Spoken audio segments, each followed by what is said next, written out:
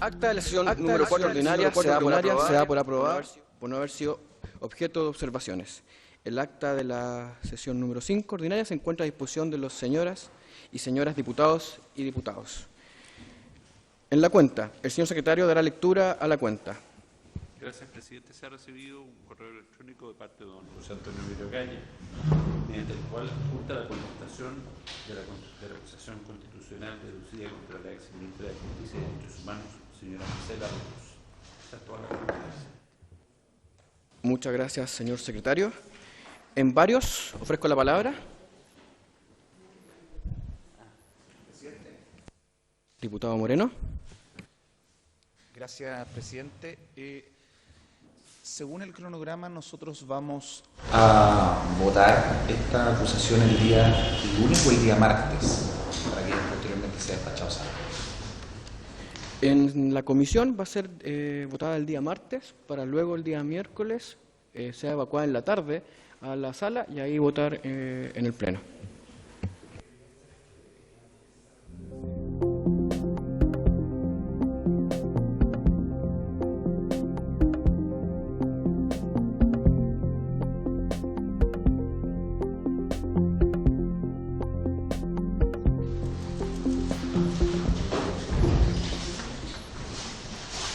En puntos varios, la semana pasada la diputada Carolina Tello nos pidió que preguntáramos a Secretaría respecto al voto telemático del diputado Luis Maya.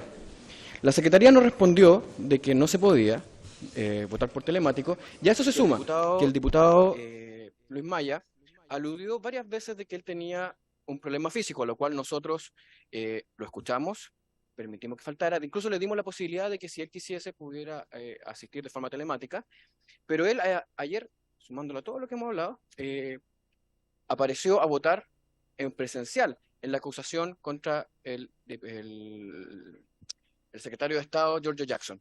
Por lo tanto, vamos a mantener lo que nos dice la Secretaría, y si el diputado quiere asistir para votar, está en todo su derecho, pero se va a continuar siendo presencial. Pasando a la orden del día, la presente sesión tiene por objeto recibir al abogado señor José Antonio Veragaya, quien se referirá a la contestación del libero acusatorio. Abogado, usted tiene, al igual que todos los invitados que han exposado por esta comisión, 30 minutos para su exposición, para luego las rondas de preguntas. Muchas gracias. Gracias, presidente. Trataré de ser lo más breve y preciso posible. En primer lugar, quiero decir que atribuyo enorme importancia a esta acusación, no solo por tratarse de una ministra de Justicia, la segunda que ha sido objeto de una acusación constitucional después del caso del ministro Luis Pate, sino que además por el momento político en que esto ocurre, es decir, a puertas de reinicio del proceso constituyente, quien tendrá que plasmar una nueva Carta Fundamental. A lo largo de los últimos años, la acusación constitucional ha ido derivando no hacia un juicio de legalidad o de constitucionalidad como fue concebida, sino hacia un juicio de mérito sobre el desempeño de los ministros de Estado. Eso ha sido muy claro con las que han sido aprobadas. La ministra Yasna Proboste, el ministro Harold Bayer y el ministro Andrés Chávez. Esto, a juicio de profesores de Derecho Constitucional y colegas, ha constituido una desnaturalización de la acusación que conlleva un grave trastorno para el sistema presidencial chileno. En el sistema constitucional nuestro, la responsabilidad política de los ministros de Estado como colaboradores del presidente se hace efectiva solamente por el jefe del Estado.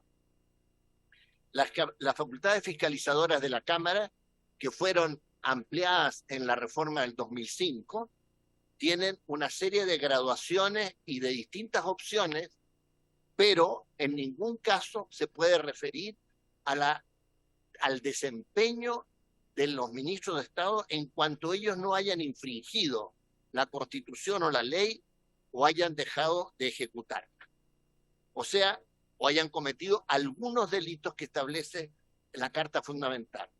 O sea, que la Cámara no puede destituir a un ministro y sancionarlo después con las penas que pone la Constitución, solo por el hecho que tiene un juicio negativo sobre su desempeño en algún aspecto de su cartera.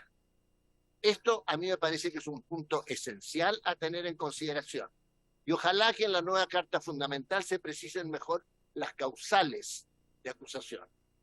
No me refiero solo al notable abandono de deberes, que es la causal típica para los ministros de los altos tribunales de justicia o el Contralor, sino que me refiero incluso para los ministros de Estado, cuando se refiere a infracción de ley. Por ejemplo, me pregunto si hubiera un delito que no, si un ministro cometiera un delito de los que no están enumerados ahí en el artículo de la Constitución, ¿sería motivo de ir a un juicio penal conforme lo establece la Constitución, o podría ser motivo de una acusación constitucional? O sea, ¿qué infracción de ley debiera precisarse? Y lo mismo debiera precisarse sobre todo cuando dice haber dejado las leyes sin ejecución, porque según se entiende normalmente, la ejecución de la ley se refiere a la dictación de reglamentos, instructivos o resoluciones para que se pueda aplicar, pero no es sinónimo ejecución de aplicación, porque evidentemente la aplicación de la ley se confunde con el desempeño del ministro. Espero yo que todas estas materias se puedan resolver en la nueva Carta Fundamental. Quiero decir que lo lógico, si se quería tratar las materias que están subyacentes a esta acusación, hubiera sido que la ministra hubiera sido interpelada. Para eso se estableció la interpelación en el año 2005 y se dejó muy en claro por parte de todas las fuerzas políticas que esa interpelación no significaba en ningún caso la responsabilidad política del ministro, en el entendido de que esa solo depende del jefe del Estado.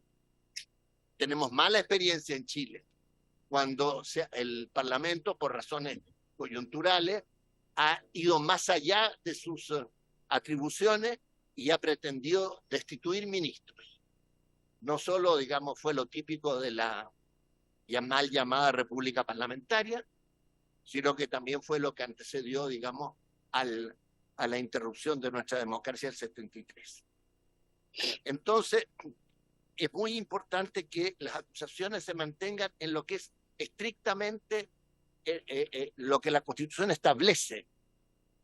Un día será beneficioso para un sector, el día de mañana para otro sector. Y ojalá los distintos grupos políticos fueran coherentes con esta posición. Porque si no se desnaturaliza el régimen político. Ahora, dicho eso,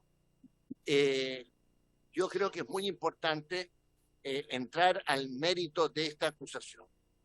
En esta acusación lo que se está diciendo básicamente es que se reconoce que el presidente tiene la facultad de indultar, se reconoce que se hizo por el método adecuado, pero que el decreto o los decretos que se usaron no estarían suficientemente fundados. Quiero decir que el Tribunal Constitucional, cuando vio un reclamo contra la ley de indulto que dictó el presidente Piñera respecto al COVID, dijo con toda claridad, citando en su considerando 13 al profesor Alejandro Silva Bascuñán, que es el presidente quien está en mejor posición para ponderar los hechos y ver si las condiciones o circunstancias del caso, la personalidad del delincuente y el momento colectivo ameritan o no para el ejercicio de esta facultad. O sea, el indulto particular está considerado como una facultad especial del presidente, quien tiene justamente un amplio margen para considerar todas estas facultades o todos estos elementos, que son básicamente 3. O sea, la personalidad del delincuente, los hechos mismos y el momento que vive el país. Por eso se ha dicho, y aquí en esta comisión muy bien, que el presidente puede indultar por motivos de Estado, por motivos humanitarios o por motivos de rehabilitación del condenado. Ahora, lo que parece importante es que esta comisión y la Cámara no juzguen el mérito de los indultos del presidente Boric. Sobre el mérito, la oportunidad, etcétera, todo eso forma parte del debate político. Pero la acusación contra una ministra de Estado que corre el riesgo de tener una sanción grave tiene que fundarse sobre motivos de legalidad y de constitucionalidad, y no sobre la ponderación del juicio del presidente. Por eso la institución del indulto particular entrega una facultad muy amplia al presidente de la República, lo que se llamaría una facultad discrecional. No puede extrañar que la ley de indulto del año 1981, dictada en plena dictadura, consagre esa amplitud de discrecionalidad. Nadie podría pensar que en ese caso el general Pinochet se iba a autolimitar respecto a sus propias facultades. Evidentemente esa ley después no ha sido modificada, como muchas, porque por miles de factores políticos. Entonces también es probable que en un futuro estas cosas cambien. Cambiarían sobre todo, como dijo el ministro Solís, si se estableciera en Chile la institución de los jueces de ejecución de pena, cosa que fue propuesta por la Convención Constitucional reciente. Es decir, de que serían esos jueces los que estarían viendo, al menos en lo que se refiere a la causal de rehabilitación del condenado, si convenía o no conmutar la pena o simplemente, digamos, terminar con ella. Distinto sería el caso si hubiera que hacer un indulto por razones de Estado, también acá en esta comisión se señaló, o por razones, digamos, colectivas del país. Es lo que ha sucedido precisamente en este caso.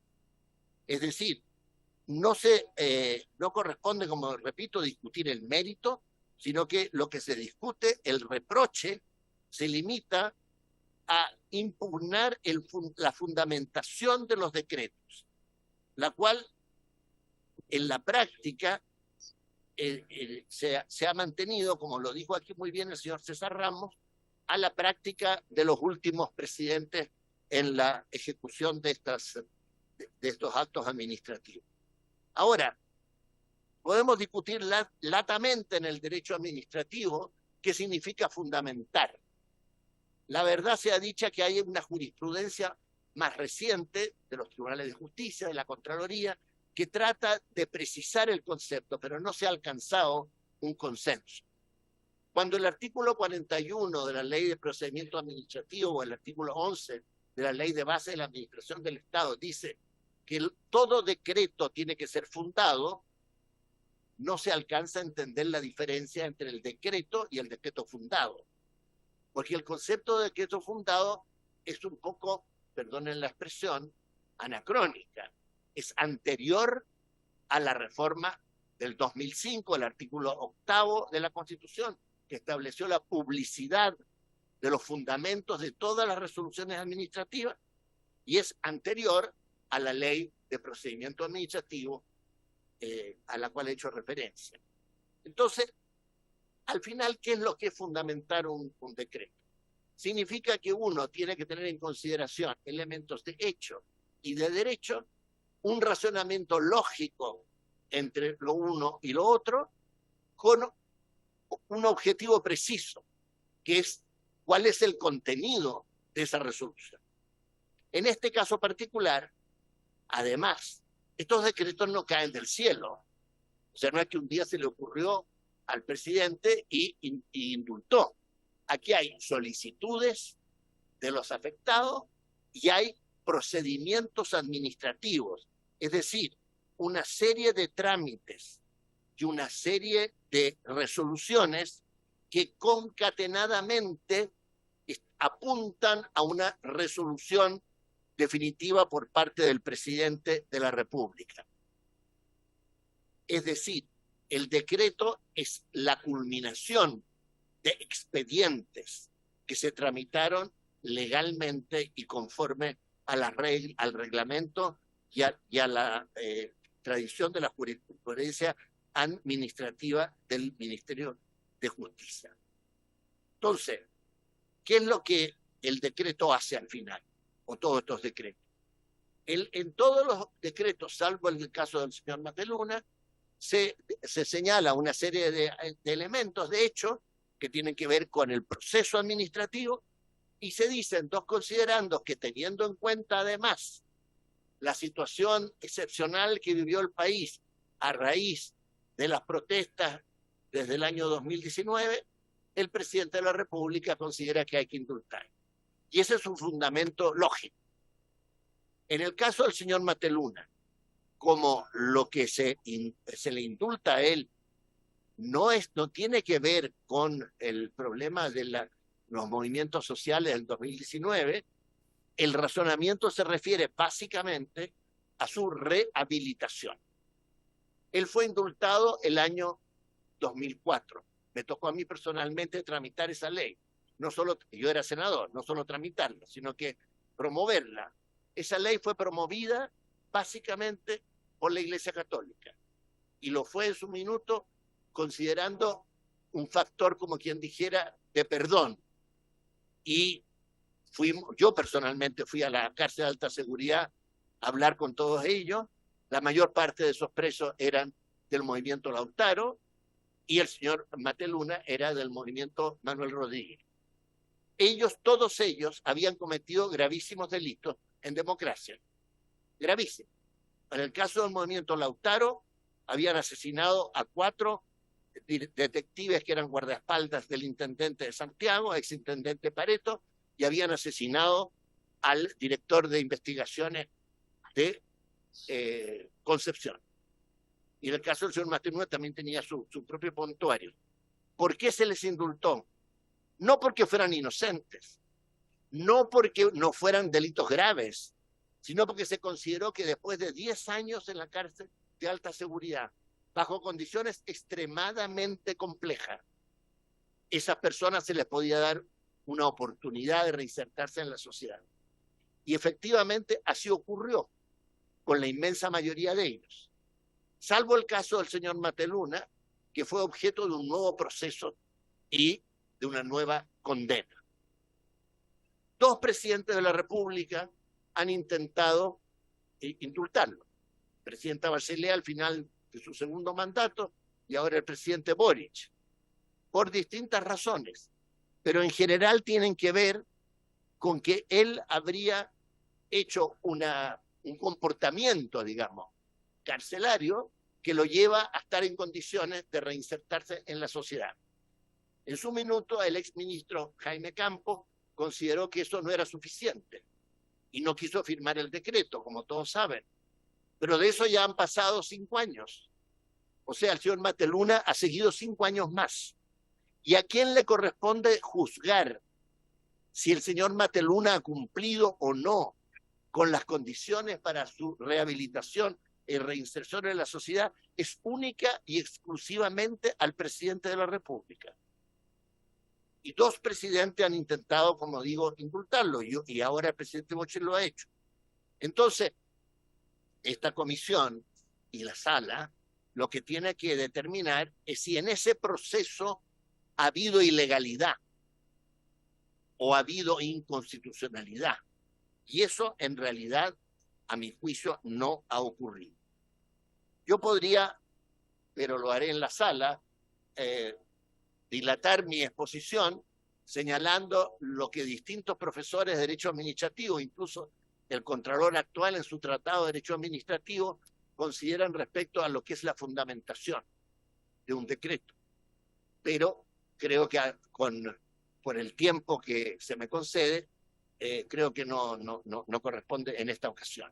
Solo quiero decir una cosa, que al haber otros diputados recurrido al Tribunal Constitucional para declarar inconstitucionales estos decretos y haber recurrido a la Contraloría para declararlos ilegales, se puede producir una serie de contradicciones en el aparato del Estado que al final no convienen al buen funcionamiento de las instituciones. Lo lógico aquí habría sido, si quería recurrir primero al tribunal y después a la Contraloría, haber esperado 3 meses para acusar a la ministra, según lo que resolvieran esos organismos. Porque la responsabilidad de los ministros de Estado sigue hasta 3 meses después que han abandonado su cargo. Se dice aquí que se piden cosas distintas, efectivamente, pero por el mismo fundamento. ¿Qué pasaría si se acusara a la ministra y se aprobara diciendo que ha habido violación de ley y la Contraloría dijera que no ha habido violación de ley? ¿O qué pasaría si lo mismo ocurriría con la Tribunal Constitucional? O sea, aquí ha habido un cierto desorden, creo yo, en lo que es recurrir a una u otra instancia y de por medio está la suerte de la propia ministra de Estado. Por último, quiero señalar otra consideración. No cualquier infracción de ley, eso es una cosa que habría que precisar en la nueva Constitución. No cualquier infracción de ley puede dar origen a una acusación. Piensen ustedes el absurdo que sería que mañana la Contraloría reparara un decreto de estos de indulto y le dijera al presidente complemente la fundamentación. Y el presidente la complementa. Y es válido. Entonces, ¿quién pagaría? ¿Cuál sería el vicio? El vicio habría sido que durante el ejercicio del cargo por parte de la ministra no se hizo cabalmente la fundamentación. Son factores muy subjetivos. Y creo que en ningún caso es como pudiéramos decir, es una materia que pudiera fundamentar una acusación constitucional. Porque tiene que haber una proporcionalidad razonable entre la falta que se imputa y el castigo que se propone. O sea, escuchando lo que dijo la muy querida colega Marisol Peña, encontré yo que su visión era muy rigorista, era muy, ¿cómo decir? Y curiosamente, porque no es su posición, dijo, doctrinaria, era muy positivista. La ley dice tal, la ley dice cual, y no sé qué, etcétera. Y por tanto, habría que caer con todo el rigor de la ley por 5 años, etcétera. Y yo creo que al contrario, el derecho, como dice un gran jurista italiano, profesor y miembro del Tribunal Constitucional italiano, el derecho tiene que ser amable, el derecho tiene que ser razonable, el derecho tiene que ser lógico. No es simplemente caer así con el rigor de una determinada norma, sino que hay que analizarlo en su conjunto. Y aquí no hay ninguna razonabilidad entre la falta que se imputa y el castigo que se propone. Porque si está bien o mal fundamentado o incompletamente fundamentado un indulto, es algo de apreciación muy subjetiva y es algo que puede llevar, como dicen varios tratadistas de derecho administrativo, a entrar al mérito del indulto. Ese es el problema. Si yo empiezo a juzgar si existen o no los fundamentos, yo lo que estoy juzgando en el fondo es si el presidente indultó bien o indultó mal. Y es lo que esta corporación no puede hacer. Este es el punto de fondo. ¿Para qué me voy a alargar con el hecho que además se debiera imputar actos propios y autónomos al inculpado, en este caso a la ministra Marcela Ríos? Y todos sabemos que la facultad de indultar es del presidente. Ahora, evidentemente, como aquí mismo se ha dicho, esa facultad no se delega, esa facultad se comparte. Es evidentemente que la ministra Marcela Ríos, al firmar los indultos, no lo hizo contra su voluntad, lo hizo compartiendo la responsabilidad del presidente, pero no es un acto autónomo de ella. Ella no puede indultar a quien quiera, es el presidente en quien indulta, y por eso se dice por orden del presidente. Ahora, todos los presidentes han sido criticados por esta materia. Bueno, si el presidente de la comisión me diera más tiempo, podría referirme a 2 ejemplos, pero no sé si sea el caso. ¿Sí? Pongamos el ejemplo del presidente Elwin. Se modifica la Constitución con votos de la Concertación y de Renovación Nacional para permitir que el presidente dicte indultos particulares respecto a los presos del Frente Manuel Rodríguez que estaban en la cárcel cuando él asumió y que habían cometido actos violentos durante la dictadura.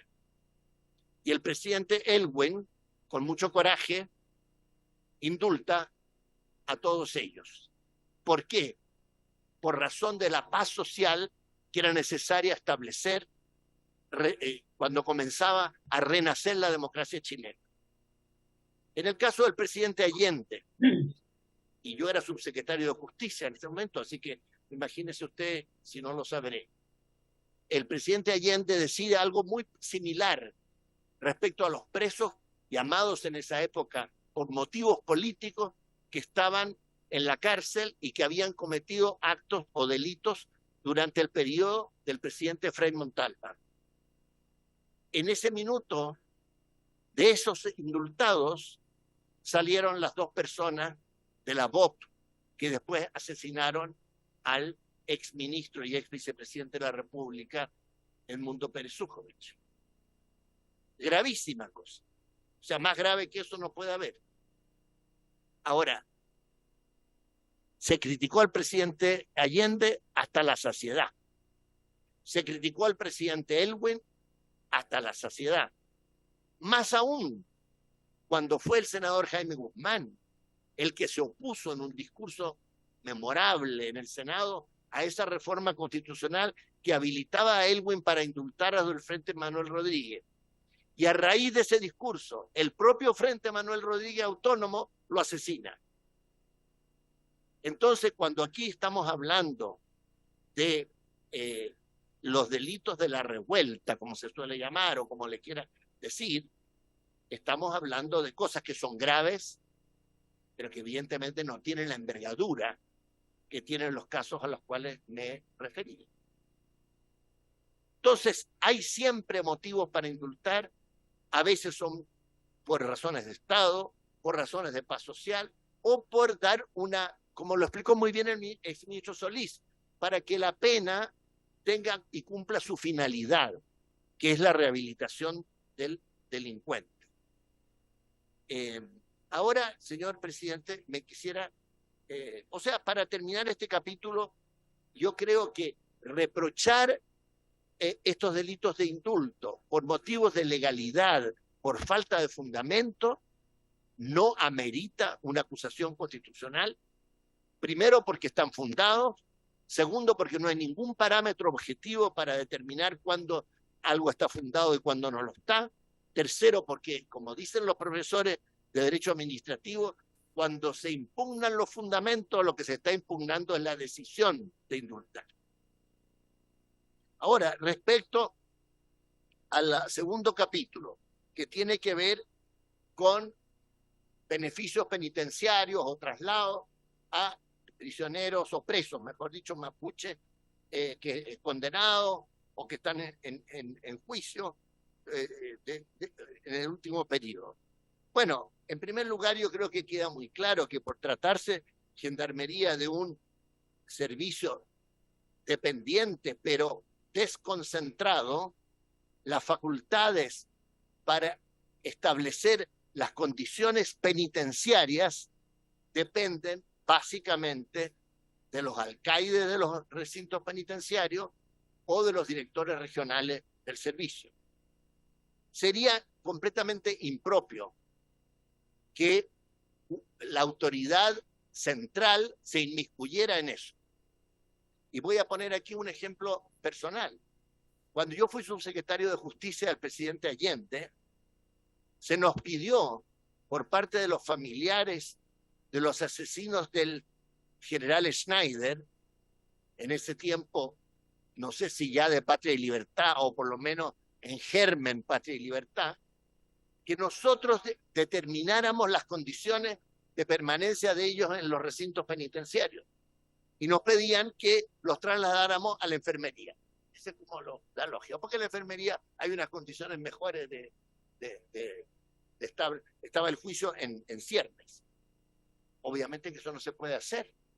O sea, no puede el subsecretario, menos el ministro, venir y pescar el teléfono y decirle, ¿sabe qué más? Trasládame a fulanito a la enfermería porque políticamente o porque por tal razón conviene que esté en la enfermería o en tal recinto penitenciario o en ese centro de tratamiento de educación y trabajo, etc.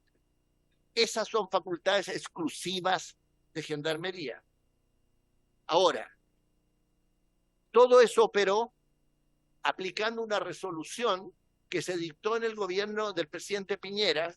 En buena hora se dictó esa resolución, porque lo que se pretendía con esa resolución era adecuar nuestro sistema carcelario a no solo al convenio 169 de la OIT respecto de los derechos de los pueblos originarios, sino en general a todos los tratados internacionales que tienen que ver con el buen trato que se debe dar a las personas privadas de libertad.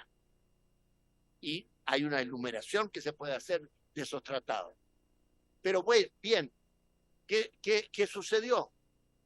Que, apelado de esto a la Contraloría, el Contralor General de la República objetó un punto de esa resolución. Y es que no se puede en esa resolución considerar que la huelga de hambre pacífica no constituya una infracción grave al reglamento penitenciario que impida beneficios carcelarios. Ese es el punto que el Contralor objetó. ¿Qué hizo la ministra Ríos?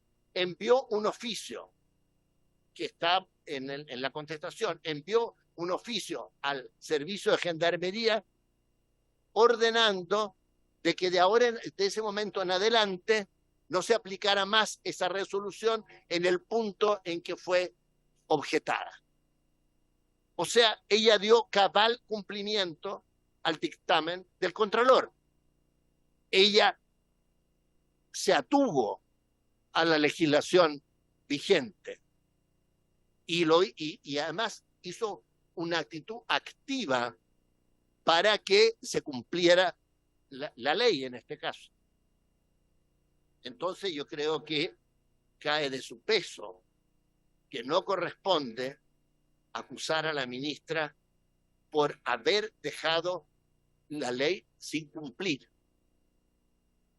Yo quiero ser bien claro.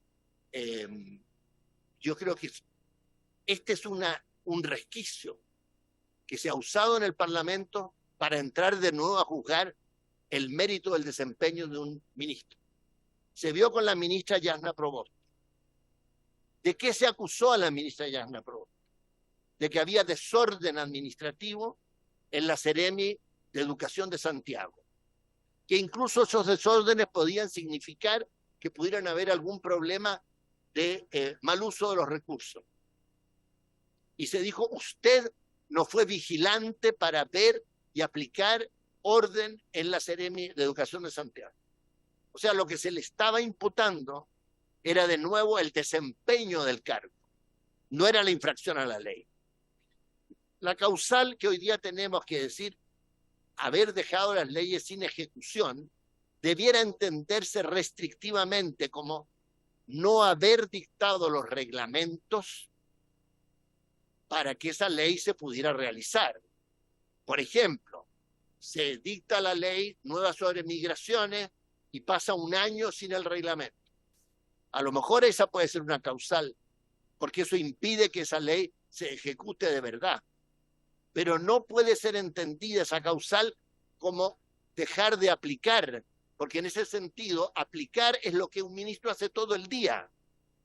Entonces, digamos de una vez que en Chile hay un sistema híbrido que no es ni siquiera parlamentarista, sino que es un sistema presidencial en que la permanencia de los ministros depende de la mayoría parlamentaria circunstancial que haya.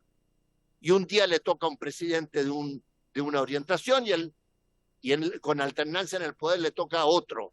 Y un día acusan uno y al otro día acusan otros. Y eso es un factor de inestabilidad. Por eso debiera esta corporación, a puertas de un proceso constituyente, ajustarse estrictamente a lo que la Constitución y la ley establecen, y que había sido como práctica natural, salvo en los periodos de gran conflictividad, que fue lo que ocurrió justamente antes del golpe militar, donde las acusaciones eran constantes. Pero como digo, eso le ocurrió a la ministra Proboste y después le ocurrió al ministro Harold Bayer. ¿De qué se acusó el ministro Harold Bayer? De que no había sido diligente en no impedir de que las universidades lucraran. ¿No es el mérito de su desempeño? ¿En qué infringió la ley? ¿O en qué dejó de ejecutar la ley?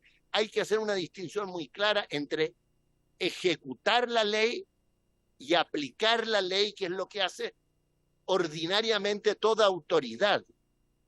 Porque si el Parlamento puede decidir mañana cuándo permanece o no permanece un ministro de Estado porque no le gusta su desempeño, entonces que se sincere y que este asunto quede palpable ante la opinión pública y ante todos los agentes, sobre todo los nuevos consejeros constitucionales, para que pongan remedio o establezcan un sistema político en que este factor forme parte de una situación armónica.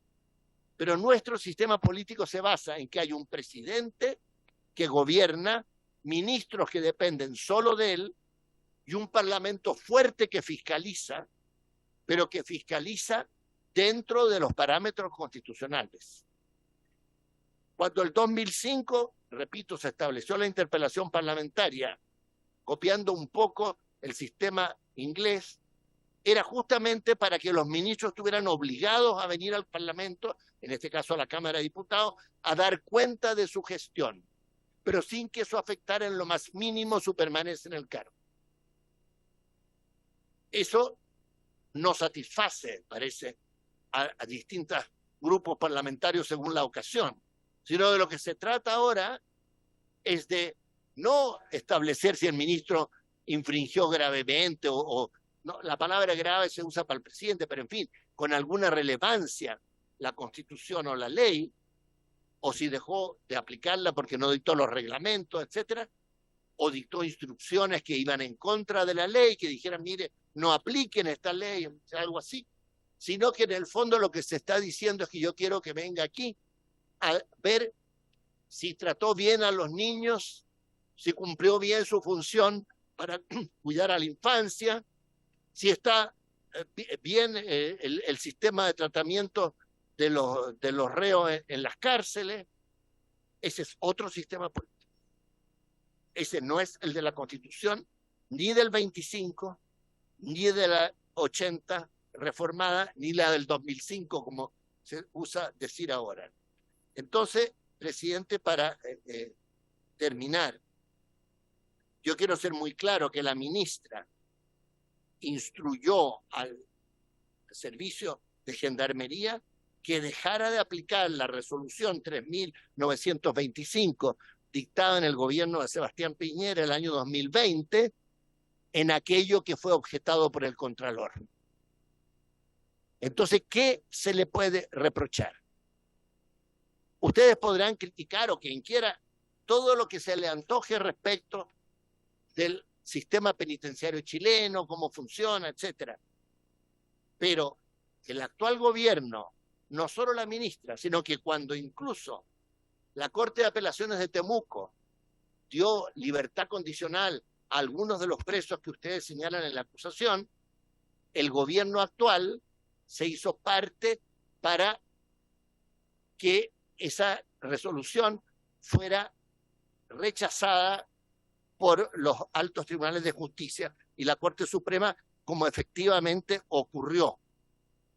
Entonces, el gobierno actual, en ese sentido, no es que haya sido en esta materia, particularmente, como aquí se señala, como quien dijera, casi no solo débil con el tratamiento de la violencia de los grupos extremos en la Araucanía, sino que por el contrario, ha intentado, digamos, manejar una situación que ha complicado a muchos gobiernos.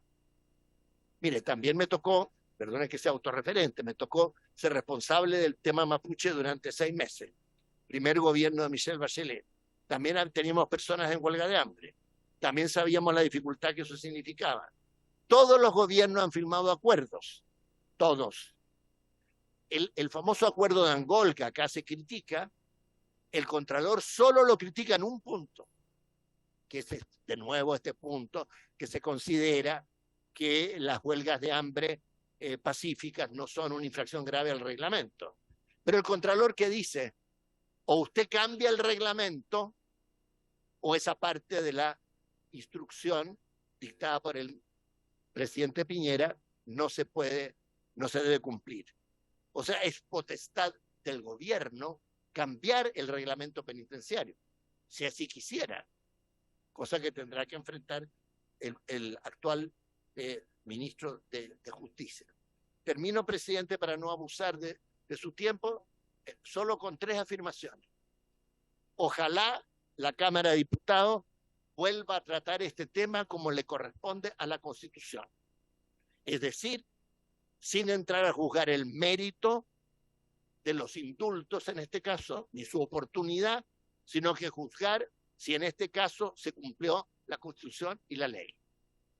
En segundo lugar, establecer ya en forma precisa que los indultos están fundados, unos de una manera, otros de otra, que no existe un parámetro objetivo de estándar legal, ni por la Contraloría, ni por la jurisprudencia, sobre el tipo de fundamento, que hay una evolución en la jurisprudencia al respecto, y que ojalá la futura Constitución pueda ser más clara en este punto, como debiera ser más clara también en las causales de juicio político. En tercer lugar, que queda muy claramente establecido que no corresponde a las autoridades del ministerio inmiscuirse en el tratamiento penitenciario de los reos, sino solo dar directrices generales, y que esas directrices generales la ministra las dio con el oficio que se acompaña en la contestación. Eso es todo lo que puedo decir, presidente. Muchas gracias. Antes que pasemos a la ronda de preguntas, primero quiero pedir acuerdo para poder extender en media hora más la sesión. ¿Acordado? Y segundo, quiero hacer algunas par de precisiones respecto a lo que usted acaba de decir, abogado defensor, sin entrar en el fondo. Respecto a sobre las herramientas que estamos usando en la Cámara, no hay orden de prelación para usar y nada habla de que primero haya que acusar a alguien para después presentar la acusación constitucional. Por lo tanto, ojo con lo que se está diciendo aquí. La opinión pública nos está viendo a través de las cámaras y pareciese que acá fuese antojadizo de que había una herramienta anterior. No. Los parlamentarios y parlamentarias que firmaron este recurso lo hicieron en plena legalidad y con las plenas seguridad de las herramientas que le entrega la Constitución, que justamente o se puede interpelar o se puede acusar a un ministro, y un exministro después hasta 3 meses. Segundo, es bien difícil poder interpelar a alguien si esa persona renunció. Sería extraño. Yo no sé si acá el señor secretario nos puede ilustrar si alguna vez se ha interpelado a alguien que renunció. Yo entiendo que no. Segundo, acá no hay ningún desorden, abogado. La presentación es al Tribunal Constitucional, que es el control de constitucionalidad, la Contraloría, que es el control de legalidad, y la Cámara de Diputados, que es la instancia política, no colisionan en ningún momento. Si algo dice la Contraloría, no es vinculante precisamente con lo que es acá, la Cámara de Diputados, que es justamente una instancia política. Y por último, por una precisión, sobre las acusaciones constitucionales, yo estoy muy de acuerdo con usted que que si revisamos la historia, tanto al señor Bayer como a la actual senadora Diana Proboste, la injusticia de sus acusaciones fueron atroces. No, ninguno de los dos lo merecía. Pero bien dicho eso, quienes han sido más irresponsables que el actual no oficialismo, los que estamos en la oposición, fue justamente los que están ahora en el oficialismo. Presentaron 3 acusaciones constitucionales en la vez anterior. Acusaron a un ministro de Educación por querer hacer volver a los niños niñas y adolescentes al colegio. Y el presidente de la República hace un par de días atrás salió diciendo que es crítico justamente de esa actitud que tuvieron en el pasado. Por lo tanto, yo creo que para poder avanzar en un diálogo fraterno y extremadamente eh, leal, hay que presentar no solamente el lado de uno, sino que lo que fue y lo que ha sido completamente este panorama en los últimos 5 años en Chile. Por lo tanto, ahora sí, teniendo esas precisiones, abro la ronda de preguntas. Diputados, diputado Moreno.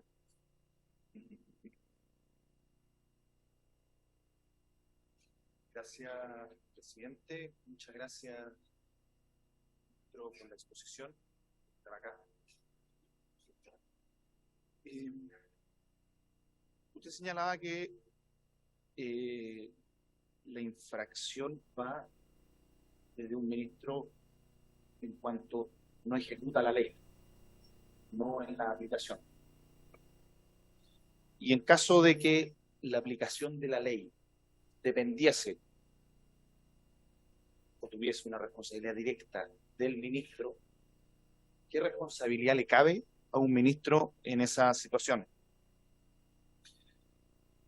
Para aclarar un par de puntos, usted señaló que las responsabilidades políticas son siempre del mandatario cuando se tratare de ministros de Estado. Esa es una. Usted señalaba que la facultad de los indultos es discrecional. ¿Eso sigue que pueda ser arbitrario? También señaló que para que fundamente tiene que haber elementos de hecho y de derecho. Entonces creo que sería bueno explicar la relación de medio a fin entre la acción y el resultado buscado, porque hay ciertas acciones o resultados buscados que uno de esos eran lo que usted señalaba como razones de Estado, y habían temas que había que considerar, que era como la personalidad del delincuente, los hechos mismos, la situación del país.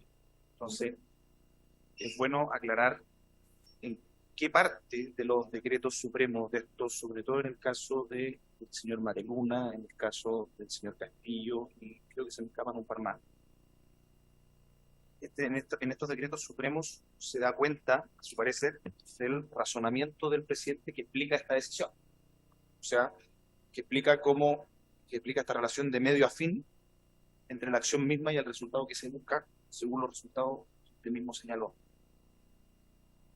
Porque a mi parecer, si se quiere buscar paz, liberar por lo menos a personas que son delincuentes habituales, porque usted habló mucho de lo que ocurrió en 2019 y cómo estos indultos podrían, corríjame si me equivoco en la interpretación, podrían cooperar a la paz social que se quebrantó en el 2019. Pero liberar delincuentes habituales, que eran delincuentes mucho antes del 2019, ¿cómo puede contribuir a esa materia? No lo logro dilucidar ni con los decretos de indulto ni con su exposición. Otra pregunta es que si se consideró que Mateluna en el primer indulto podía reinsertarse, y demostró que eso no era así, porque lo demostró en la práctica. Hubo un juicio, fue declarado culpable, hubieron recursos, se apeló, se rechazaron, todo eso por las distintas instancias. ¿Dónde se fundamenta o por qué motivo se puede volver a creer que se puede volver a reinsertar? Porque usted señaló, pasaron 5 años. Bueno, que pasen 5 años significa que cada vez que un reo haya pasado 5 años con mal comportamiento, le sigue que ese reo ya está en condiciones de reinsertarse como argumento. O pueden ser 7 años, o pueden ser 3.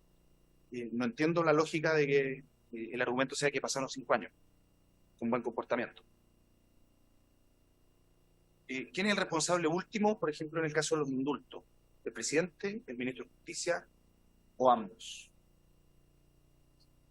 Respecto a lo que usted señaló que recurrieron al Tribunal Constitucional y a la Contraloría, quienes recurrieron al Tribunal Constitucional debiesen inhabilitarse en el Senado en caso de que este nivel no pase, porque están entrando en temas de fondo, ya están emitiendo un juicio. Ellos son quienes deben juzgar los hechos de fondo. Entonces, quisiera saber su opinión al respecto.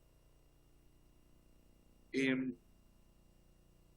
dijo que la ministra, al momento de firmar, compartía la responsabilidad. La pregunta es, ¿se puede compartir una responsabilidad que es exclusiva y privativa del presidente? Después, en distintas intervenciones, no recuerdo si fue la ministra vocera o si fue el mismo presidente, que hablaron de desprolijidades. ¿Qué valor tiene para usted esa declaración? ¿Y no cree si eso es una confesión de algo que se ejecutó mal en la práctica? Porque lo dijo un ministro de Estado. La vocera, cuando habla en nombre del gobierno y el presidente no se puede desligar de su cargo.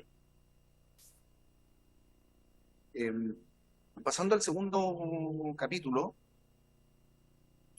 ¿sí?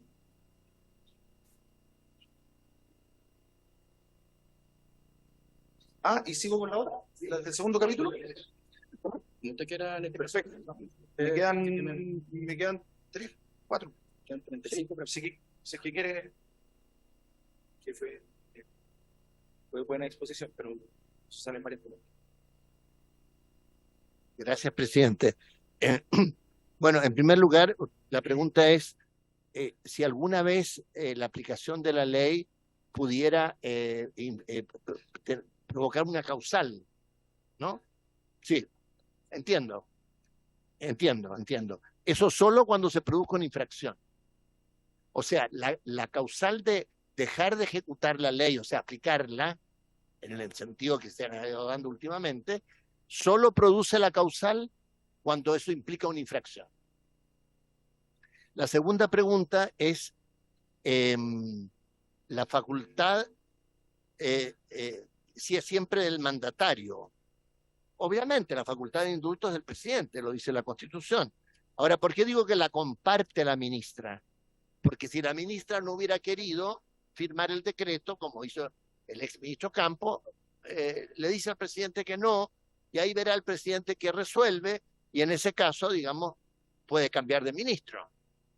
O sea, cuando la ministra decide indultar, es que ella asume que ese acto administrativo que depende del presidente, ella también lo asume. Es una responsabilidad política. Después dice que hasta dónde se puede, estos decretos, hay una relación que encatene, digamos, los hechos, los fundamentos de hecho y de derecho. Este es un gran tema, yo no sé, para los expertos en derecho administrativo, porque como dice la ley de base de procedimiento administrativo, que todas las resoluciones o los decretos tienen que ser fundados, y como se está señalando en la jurisprudencia que evoluciona, que esto tiene que irse cada vez explicitando más. Yo creo que esto hay que precisarlo, porque evidentemente son miles de decretos, bueno, miles, cientos serán de decretos que se dictan todos los días, y a veces con mucha urgencia en una sociedad que va cambiando muy rápido.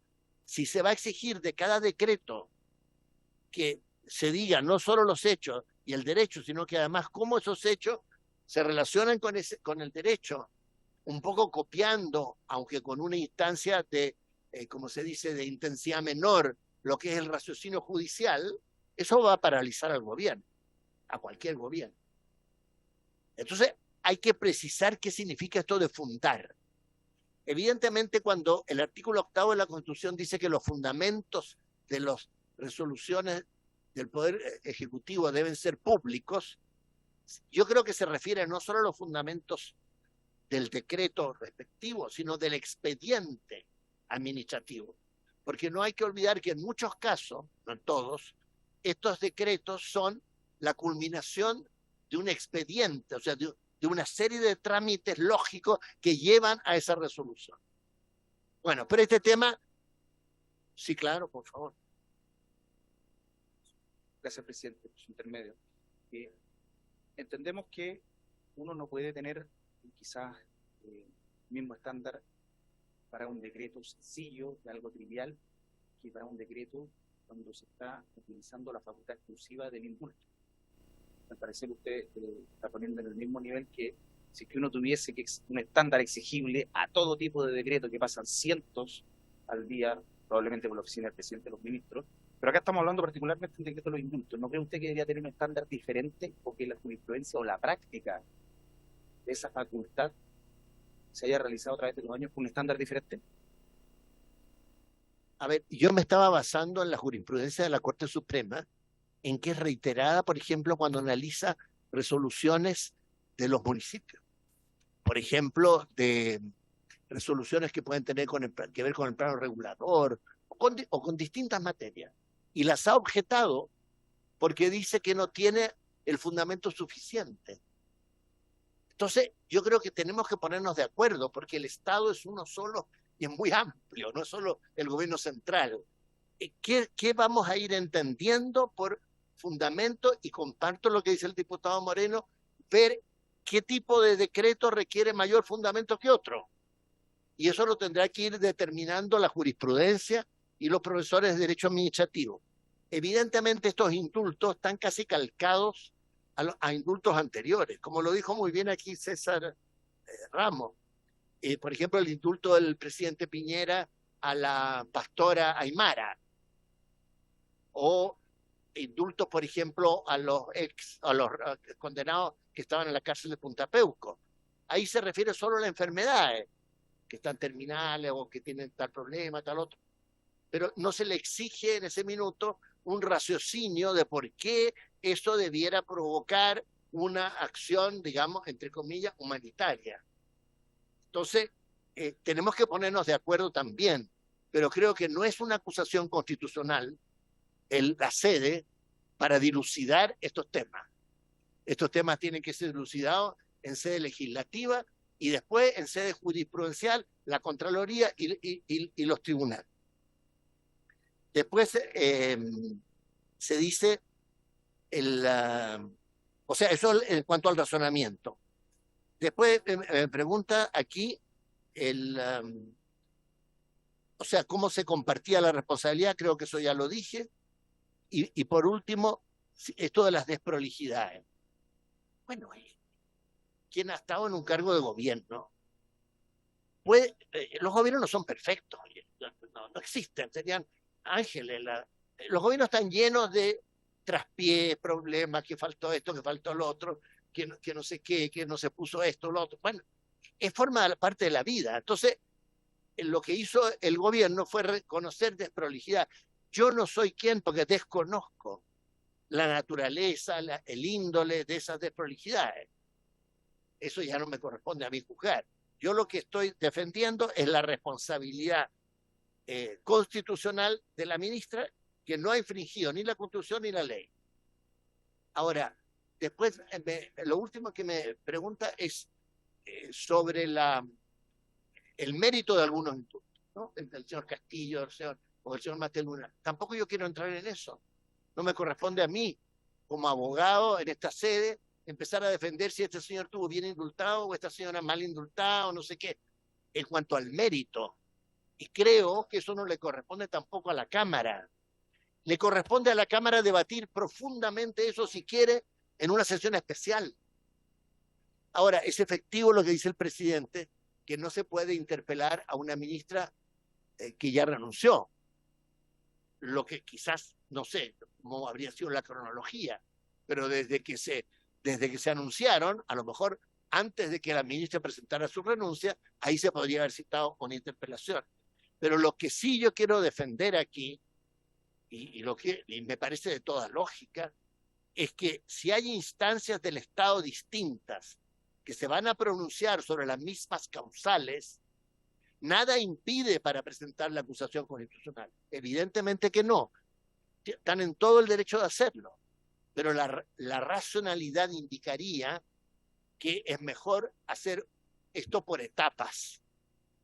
Pero bueno, eso ya son juicios políticos que están derivados no de una coyuntura, sino de intentar de que haya un funcionamiento armónico de las instituciones del Estado.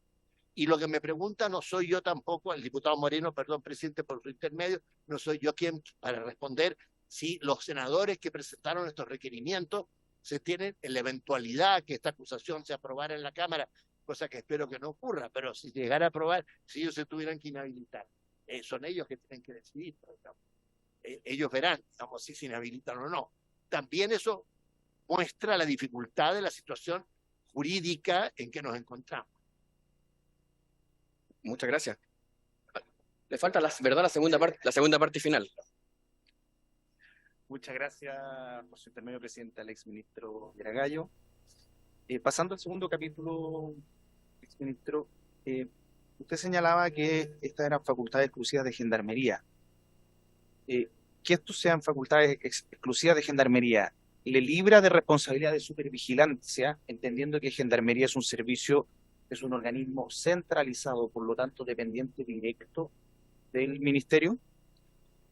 Usted señaló que la ministra también aplicó lo que le señalaba la Contraloría respecto a las huelgas de hambre, pero ella no debiese haber pedido la retracción de resoluciones que se dieron bajo huelgas de hambre, en cuanto la Contraloría señaló que eso no iba a lugar o que debían cambiar el reglamento. Por lo tanto, ella, como supervigilante de este servicio, de este organismo, tiene que velar porque se realicen de correcta manera la ejecución de los reglamentos y de la norma, a pesar de que usted señaló que no se tiene que inmiscuir en los tratamientos de los reos, pero que el que no se tenga que inmiscuir en el tratamiento de los reos, o digamos en la casuística del organismo del día a día, la libra entonces de responsabilidad de cosas que se hayan realizado mal o que no estén debidamente apegadas al reglamento. Otra pregunta es que, según su parecer, la única forma de no ejecutar una ley es no publicar sus reglamentos. ¿Qué otro caso podría darnos de la no ejecución de una de esas leyes? Porque lo repitió varias veces. Entonces, para ampliar un poco, porque me imagino que no es la única. Y que una ley dependa para su aplicación de un ministro no lo hace responsable. Eso sería. Gracias, diputado Moreno. Abogado. Presidente, empezando por lo último, un caso de no ejecución de una ley podría ser si un ministro o ministra dijera no apliquen esa ley en una circular interna explícita o en una instrucción oral. O, perdón, si dijera aplíquela de un modo tal que evidentemente le da una interpretación torcida. Sí, sobre ese punto, porque Punto solamente. por lo que señaló me viene al tiro a la cabeza la circular que emitió el Ministerio de Agricultura sobre la subdivisión de predios rústicos del SAG, que le especificaba la forma de aplicar una ley. ¿Eso podría caer en esas causales? Sí, perdón, presidente, yo no estoy en condiciones de responder ese caso, tendría que estudiarlo. Pero si esa circular infringiera la ley, evidentemente que sí, pero yo no puedo emitir un juicio sobre eso.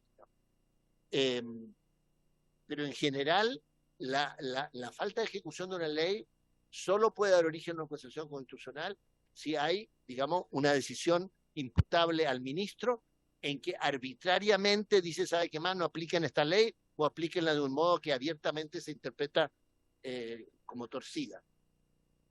Ahora, el Ministerio de Justicia tiene más que supervigilancia sobre la Gendarmería, porque es un servicio público, digamos, centralizado, sino que tiene un deber de conducción. Ahora, ¿en qué se traduce ese nivel de conducción? En instrucciones generales, en nombramiento de las autoridades o en remoción de las autoridades. Pero no se puede traducir en inmiscuirse en decisiones que por la propia ley, como dicen los expertos de derecho administrativo, están desconcentradas en los jefes de los recintos penitenciarios o en los directores regionales de Gendarmería. O sea, no puede dar instrucciones. Ahora, ¿podría la ministra, en el oficio que mandó, a la cual he hecho referencia diciendo que no se aplique la resolución que dictó el gobierno de Sebastián Piñera de ahora en adelante, podría haber dado instrucciones para que se revisaran los casos anteriores? Es bien dudoso, ¿no? Porque esos casos ya habían sido, como quien dijera, afinados. O sea, ya habían producido sus efectos. Entonces, de alguna manera, aquí también juega un poco el principio del prorreo. O sea, eso ya está consumado, digamos. Pero bueno, quizás se podrá discutir. Pero en ningún caso eso puede ser considerado una infracción de ley, mucho menos, digamos, como quien dijera, dejar de ejecutar una ley que pudiera dar origen a una acusación constitucional. Todo esto se puede discutir políticamente. Para eso es la democracia. Para eso está la oposición. Esa es su función. Pero no para que esto sea motivo de una acusación constitucional que pudiera culminar con que una persona queda 5 años inhabilitada para una serie de cargos públicos. Bueno, pero en fin, eso es lo que ustedes tienen que decidir.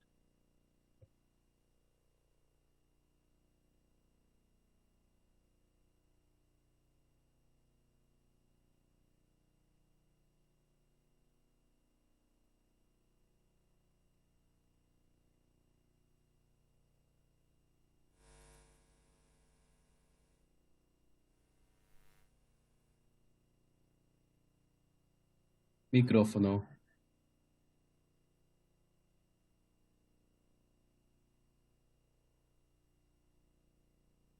Muchas gracias, presidente. Yo quisiera hacerle una pregunta al abogado de la ministra. Quisiera pedirle una reflexión general sobre la responsabilidad por el mando en el derecho administrativo. Responsabilidad por el mando es una expresión que yo estoy sacando del derecho penal, que no es natural del derecho administrativo, o no sé si existe en él, en donde el derecho penal ha tenido que hacer larguísimos tratados durante siglos con respecto a, sobre todo, los crímenes de guerra y ahora, sobre todo, en los delitos económicos, ¿cierto? Cuando un funcionario de una empresa incurre en una responsabilidad penal siguiendo instrucciones de su superior. Le pregunto sobre la relación entre Gendarmería y el Ministerio de Justicia, que yo creo que es difícil de entender la naturaleza jurídica de esa relación, porque efectivamente Gendarmería es dependiente, efectivamente la ley le otorga ciertas facultades a los directores y a los directores regionales, pero de algún modo esas decisiones o el modo en que aplican la ley no son inoponibles al Ministerio de Justicia. Pero actuando dentro del ámbito de la ley, ¿qué rol juega el Ministerio de Justicia? ¿Qué pasaría si la ministra considera que efectivamente hay un decreto que está siendo mal aplicado? O por ejemplo, si un decreto está siendo aplicado y ella cree que una resolución que existe, como el caso de la resolución que estamos discutiendo, no se ajusta a derecho, a pesar de que la resolución ya existe, ¿cierto? Pero que no ha sido dictada por ella, que ha sido dictada en un gobierno anterior, que ya ha sido aplicada por gobiernos anteriores. ¿Incurre en algún tipo de responsabilidad si es que no se inmiscuye? Muchas gracias. ¿Puedo inter? Señor Miragaya. Perdón, si la memoria no me falla, cosa que a todos nos ocurre y con mayor razón me puede pasar a mí, quisiera responder al diputado Winter con el caso de la acusación en contra del ex ministro Alejandro Foxley cuando ocurrió el Davilazo en Codelco.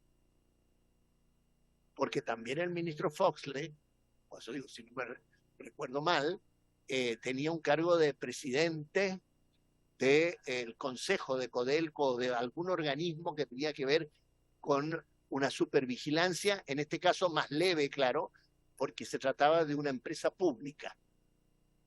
Y evidentemente no tiene nada que ver la responsabilidad que tenía el ministro Foxley en la época del presidente Elwin con el escándalo de Codelco.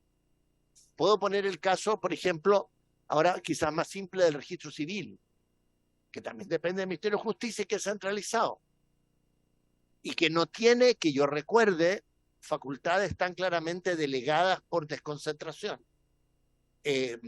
Cuando ocurrieron escándalos con las licitaciones dentro del registro civil, a nadie se le ocurre pensar de que eso pueda dar origen a una responsabilidad constitucional del ministro de Justicia. Son cosas, salvo que el ministro de Justicia se hubiera visto involucrado como cómplice, digamos, de la infracción delictiva. Entonces, en el caso de Gendarmería, que me tocó conocer de cerca, digamos, en el caso de Gendarmería, que es muy complejo, era ya muy complejo en esa época, ahora más todavía con los problemas de la Araucanía, evidentemente que el Ministerio de Justicia lo que tiene es como una dirección del sistema. Entonces, la ministra puede citar al director y decirle, a ver, director, revisemos tal política, veamos cómo está haciendo usted esto o lo otro. Si la ministra no está conforme, bueno, puede cambiar al director. Y decirle, mire, ¿sabe qué más? No, yo quiero otro director que cumpla más o menos estas directrices generales. Pero lo que la ministra no puede hacer es decir, ¿sabe qué más? A este preso que está aquí, me lo cambia para acá. Este que usted decidió, por no sé qué situación, llevarlo para un centro de educación y trabajo, me lo pone ahora en la cárcel, qué sé yo, en mi época lo peor era ir al presidio correccional de Temuco, que era considerado ya, pues eso ya terminó felizmente. No, eso no lo puede hacer. Puse el ejemplo de los familiares de los reos del caso Schneider, que me venían a ver a mí como subsecretario, porque se dijo en una de estas reuniones que el subsecretario tenía más facultades administrativas que los ministros. Yo era subsecretario.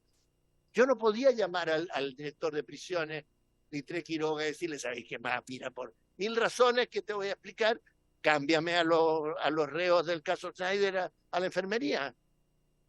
No, no se puede. Ahora, que a lo mejor habría que hacer las cosas diferentes, bueno, habría que cambiar la legislación, pero con esta legislación no opera así.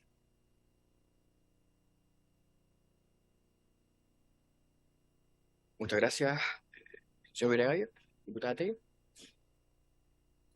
Muchas gracias, presidente. Saludarles a todas y a todas. Aquí también al expositor agradecer la claridad y la robustez también me parece de la misma, ya que sin ánimo de ser reiterativa, quisiera consultar respecto de una cuestión en particular, a propósito también de lo que señaló el presidente hace un ratito, que tiene que ver con que efectivamente existen distintas acciones o distintas herramientas en el ordenamiento jurídico para indagar, en definitiva, si ha habido infracción de ley o no, o infracción a la Constitución, que es la causal, ¿cierto?, principal que se sostiene como fundamento en esta acusación constitucional.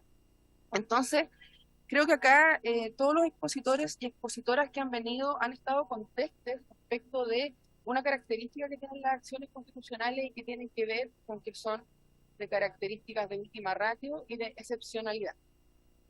Yo, bueno, busqué en la Real Academia Española, ¿cierto?, porque sabemos que las normas deben interpretarse en su sentido natural y obvio, y en ese sentido se habla de que la última ratio es una condición, bueno, que si bien es propia del derecho penal, digamos, ahí es donde más escuchamos y leemos sobre este concepto, dice que solo puede ser utilizado por el Estado como último recurso para proteger bienes jurídicos, cuando otros órdenes jurídicos han resultado insuficientes al implicar su uso, el uso, digamos, de esta herramienta. Es decir, parece ser que la característica de última ratio, según este concepto, implicaría necesariamente que efectivamente se agotaran otros recursos o herramientas previas para efectos de que efectivamente se aplique con esta calidad. Es decir, efectivamente, último recurso, ya que este es un término en latín, ¿cierto?, pero que en nuestro idioma podría entenderse como último recurso.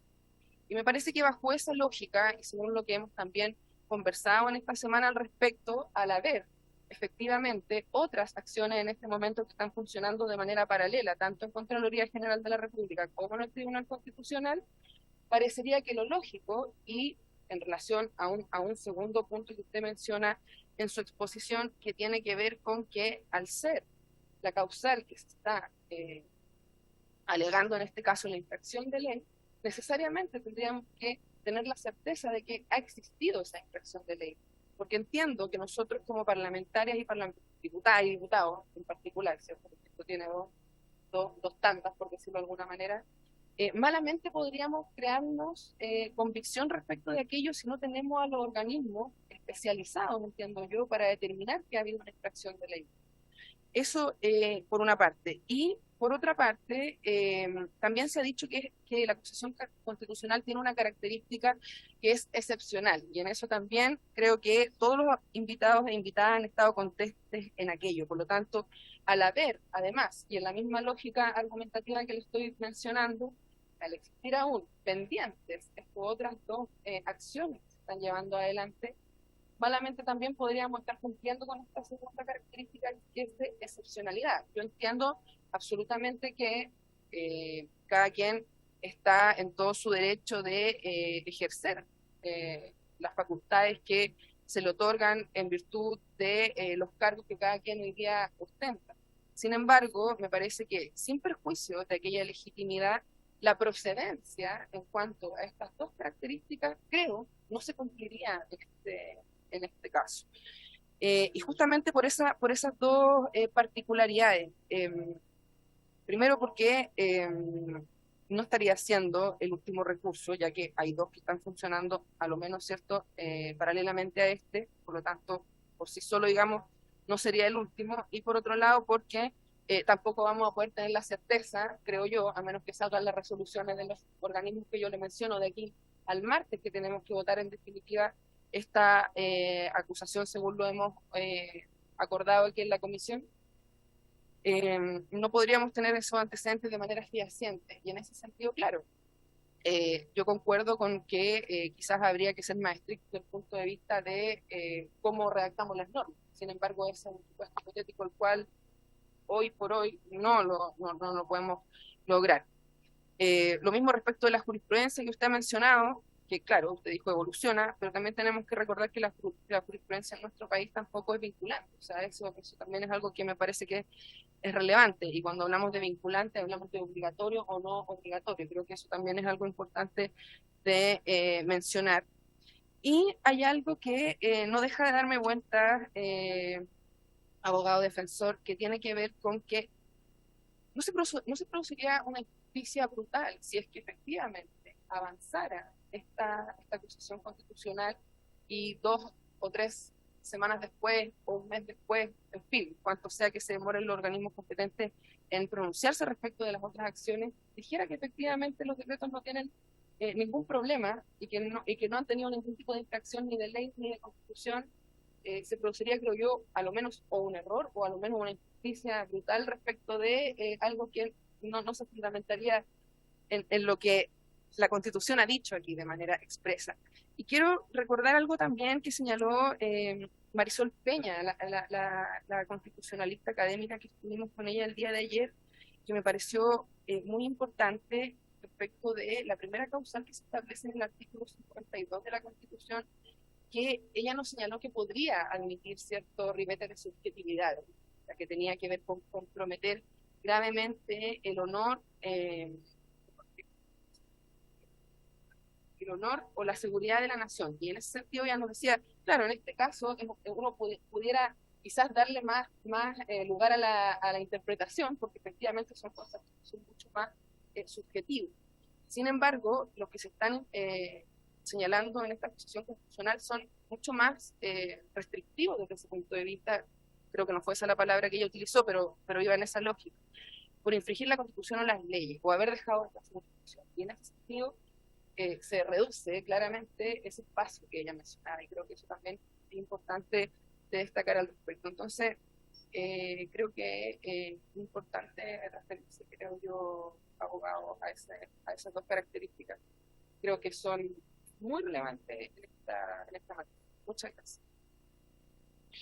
Un último acuerdo antes. Les pido prorrogar por últimos 15 minutos esta sesión y de ahí ya no hay más prórroga. ¿De acuerdo, señor Moreno? ¿Diputado Moreno? Presidente. Bueno, lo que plantea la diputada Carolina Tello daría para un largo debate porque es muy de fondo. Se da, por ejemplo, cuando la Cámara hace una comisión investigadora y paralelamente hay un juicio sobre eso. Es lo mismo. En este caso no hay una prohibición, eso tiene razón el presidente. No hay ninguna prohibición para que la Cámara haga lo que está haciendo. Lo que pasa es que hay como una cierta incoherencia de recurrir a tantas instancias, etcétera. Pongamos, a ver, el Tribunal Constitucional, salvo que pasara algo muy especial, de aquí al martes o miércoles no va a tener resolución. Solo si lo declara inadmisible, lo que es bien complejo por una serie de otras razones. La Contraloría menos, porque el artículo 6º de la ley de la Contraloría dice que la Contraloría no podría excusarse cuando hay un juicio pendiente. Y como hay un juicio pendiente en el tribunal, es muy probable que el Contralor Bermúdez deje esto para adelante. Entonces podría ocurrir, espero que no, digamos, pero podría ocurrir, que la ministra fuera condenada y después no hubiera ningún reproche de legalidad y de constitucionalidad. El único recurso que a ella le quedaría sería recurrir al Sistema Interamericano de Derechos Humanos. y podría tal vez ganarlo, porque es bien obvio, pero eso demora 5 años. O sea, la Comisión de Derechos Humanos del sistema interamericano tiene un filtro, que es lo que le pasó a Yarna Proboste. O sea, por eso es que ahora no creo que esta corporación se pueda inhibir de seguir tramitando la acusación constitucional porque hay las otras instancias. Mala suerte. Ahora, esta quizás sea una razón más de por qué necesitamos una nueva Carta Fundamental que aclare estos puntos. Porque más allá de la disputa política, de que esto y lo otro sobre la Constitución, etcétera, bueno, hay cosas que se van desprendiendo del funcionamiento de las instituciones que requieren, y algunas vienen de la Constitución del 25, que requieren ponerse al día, modificarse o ajustarse. Ahora,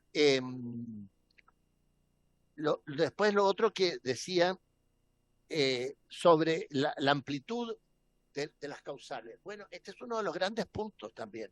Donde esto es evidente es cuando se acusa a un ministro de la Corte Suprema, porque dice notable abandono a sus deberes. Hay bibliotecas sobre esto.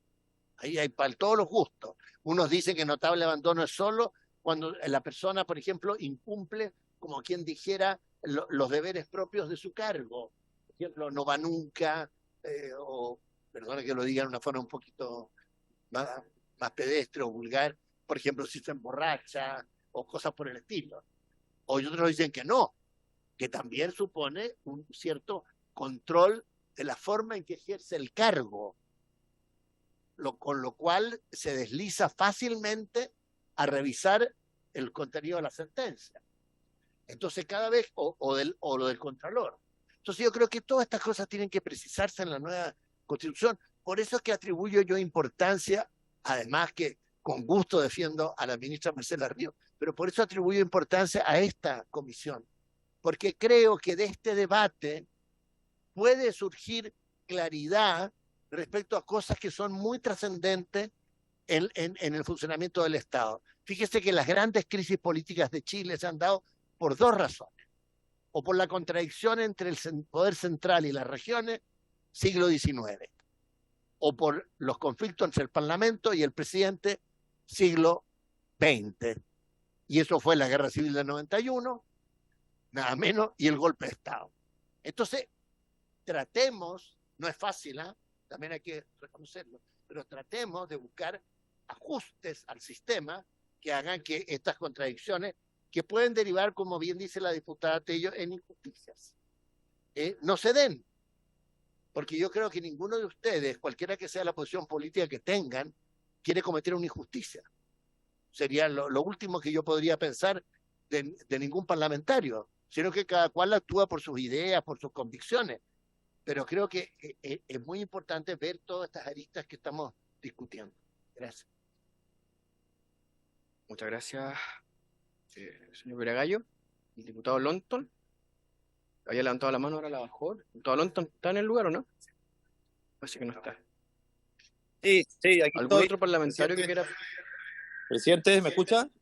¿Sí? Sí, aquí estoy. Bueno, tiene la palabra. Muchas gracias, presidente. Una sola pregunta relacionado, perdón, al primer capítulo, al exministro Viragallo. Él señala que la fundamentación está plasmada en el decreto y que el señor Ramos, cuando él ejerció el cargo relacionado al otorgamiento de indultos, era algo parecido o similar. Yo, por lo menos, revisando el decreto de la pastora que alude el exministro y revisando decretos del expresidente Piñera a propósito de indultos humanitarios, yo me encuentro con un escenario distinto. Yo veo que ahí hay una causal de fundamentación al caso particular. En relación a la pastora, a la situación que estaba viviendo ella, hay un párrafo que se refiere a aquello. En el caso de los indultos humanitarios, como bien dijo el exministro, hay alusiones a enfermedades que estaban viviendo estas personas y que obviamente eso configuraba el carácter humanitario del mismo. Pero en el caso, vamos a poner el caso del señor Mateluna, por ejemplo, no hay ninguna alusión a un elemento particular del señor Mateluna que el presidente o la ministra hayan tomado en consideración para efectos de poder señalar por qué se excepciona lo del artículo 4.